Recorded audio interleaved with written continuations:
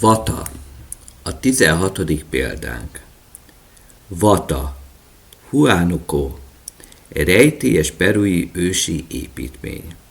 Huánuco régió hegységei között található, Vata egy kevésbé ismert, de jelentős kőépítmény, amelyről jelenleg igen korlátozott adataink állnak rendelkezésre. A terület magaslaton fekvő helyzete és kőművészeti jellegzetességei alapján feltételezhető védelmi és adminisztratív funkció. De ceremoniális jelleg sem kizárható ki. A Vata kutatása részben az inka előtti Huari birodalom és a késő középkori inka építészeti hagyományok közötti átmeneti időszakot világíthatja meg. Felfedezés és helyszín. Vata lelőhelyét Huánuco tartományban egy sziklás magaslaton fedezték fel, amely a környező völgyeket felügyelte. A környező párhuzamosan futó dombvonulatok közötti elhelyezkedés lehetővé tette az építés során a stratégiai kilátást és a természetes védelmet. Történet és kulturális kontextus. Vata keltezése sokáig vitatott volt, de az építési technikák és a hasonló andoki lelőhelyeken feltárt anyagok alapján a késő klasszikus vagy a Huari birodalom időszakához nagyságrendileg Krisztus előtt 600 és 1000 közötti időszakhoz köthető. Ebben az időszakban a Huari volt az első, amely kiterjedt szakaszon hozott létre központosított városokat és ügyintéző központokat, amelyek építészeti alapelvei Vata szerkezetén is tükröződnek. Építészeti jellemzők. Az épületkomplexum leginkább a nagykő blokkokból álló, fugamentes falairól ismert. A helyi andezitből faragott kövek közel szabályos alakúra vannak megmunkálva, és a kötőanyag nélkül illeszkednek egymáshoz, amely technika később az inka építészet egyik védjegyévé vált.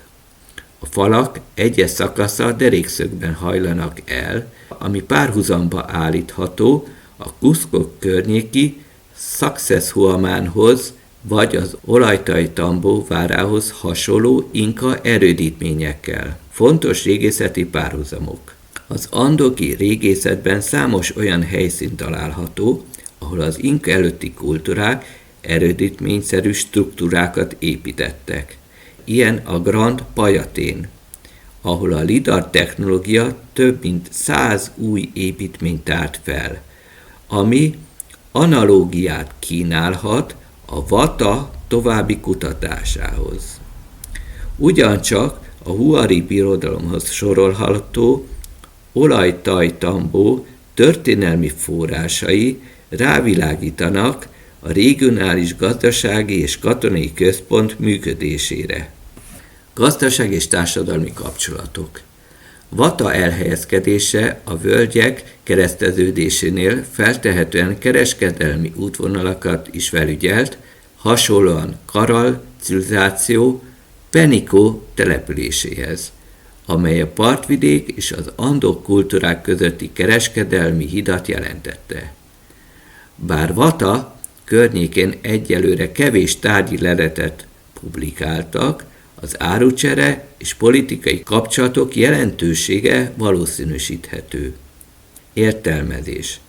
Kedves hallgatóim! Az ismereteink alapján egyértelműen eldönthetjük, hogy első, nem inka építmény. Második, az általunk ismert civilizációk építési stílusáról teljesen elütt.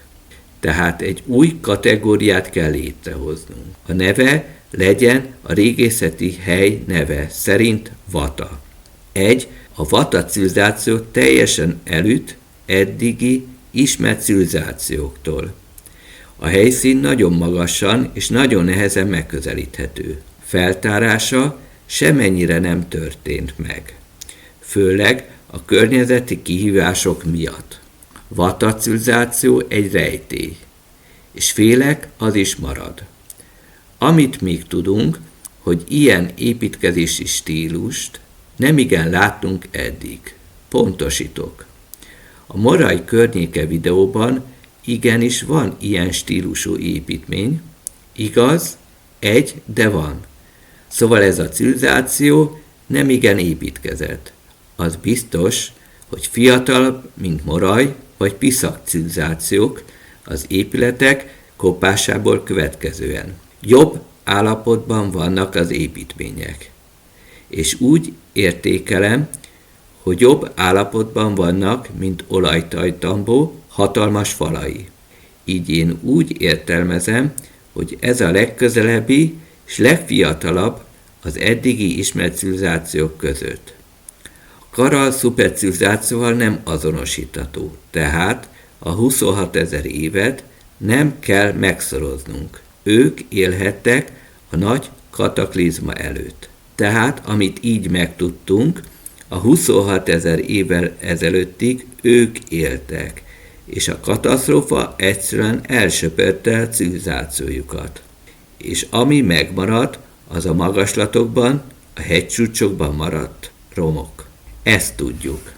Amit nem tudunk, 26 000 éves ciklus előtt mennyit élhettek. Lehet, hogy 26 000 évet végigéltek az előttük lévő ciklus elejétől kezdve. De lehet, hogy a ciklus végén 2-3 000 év volt, mire kibontakoztak.